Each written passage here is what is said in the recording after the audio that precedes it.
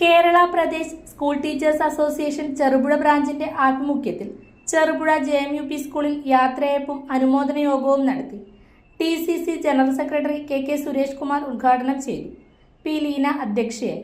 പയ്യന്നൂർ നിയോജകമണ്ഡലം UDF സ്വതന്ത്ര സ്ഥാനാർത്ഥി V. Kunhikrishnan, PK Ramachandran, KV Yugesh Kumar, E. Jayachandran, ഫ്ലോജസ് ജോണി, ബിനി ജോർജ് എന്നിവർ പ്രസംഗിച്ചു. അധ്യാപകരായ കാന രമേശൻ, PM സെബാസ്റ്റ്യൻ, TP പ്രഭാകരൻ എന്നിവർക്കാണ് യാത്രയയപ്പ് നൽകിയത്.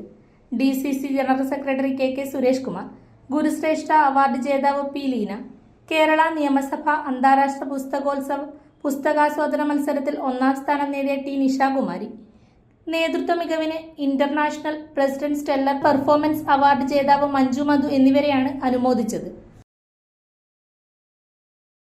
ഗവൺമെന്റ് കേരളത്തിൽ വരും.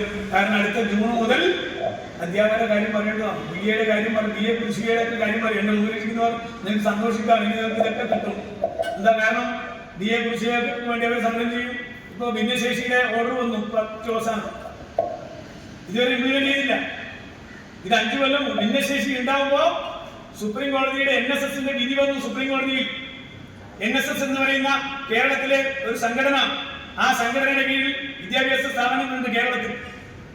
ആ വിദ്യാഭ്യാസ സ്ഥാപനങ്ങളിൽ ഭിന്നശേഷി സംവരണത്തിന്റെ പേര് പറഞ്ഞ് നിരവധി അപ്പോയിന്റ്മെന്റ് തടഞ്ഞു വെച്ചു. NSS കോടതി പോയി, സുപ്രീം കോടതി പോയി, അവർക്ക് അനുകൂലമായി വിധി വന്നു.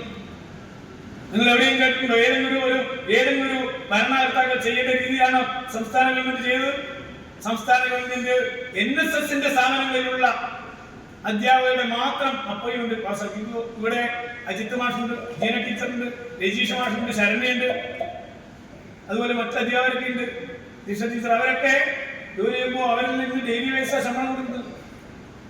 ഇതാണ് നമ്മുടെ ധനകാര്യമന്ത്രിയായ ബാലഗോപാലിന്റെ പ്ലാൻ B എന്ന് പറയുന്ന പദ്ധതി. ഇതാണ്.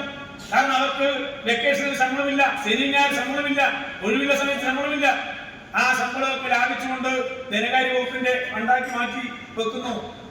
ഇപ്പോ ഏറ്റവും അവസാനം ഗവൺമെന്റ് പോകാൻ പോകുമ്പോ ഗവൺമെന്റ് പുതിയ ഉത്തരവിറക്കി. എന്താ ഉത്തരവ്? ഭിന്നശേഷി സംവരണം മാറ്റിവെച്ചുകൊണ്ട് എല്ലാവർക്കും ശമ്പളം കൊടുക്കാമെന്ന് ആ ഉത്തരവ് വന്നു. പക്ഷേ ഇപ്പോ സുപ്രീം കോടതിയിൽ നിന്ന് ഒരു വിധി കാത്തു നിൽക്കുക.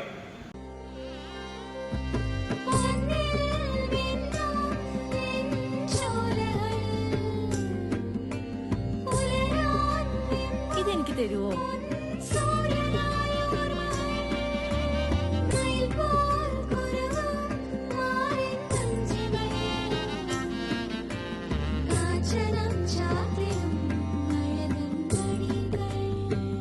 ചില ബന്ധങ്ങൾ പവിത്രമാണ്.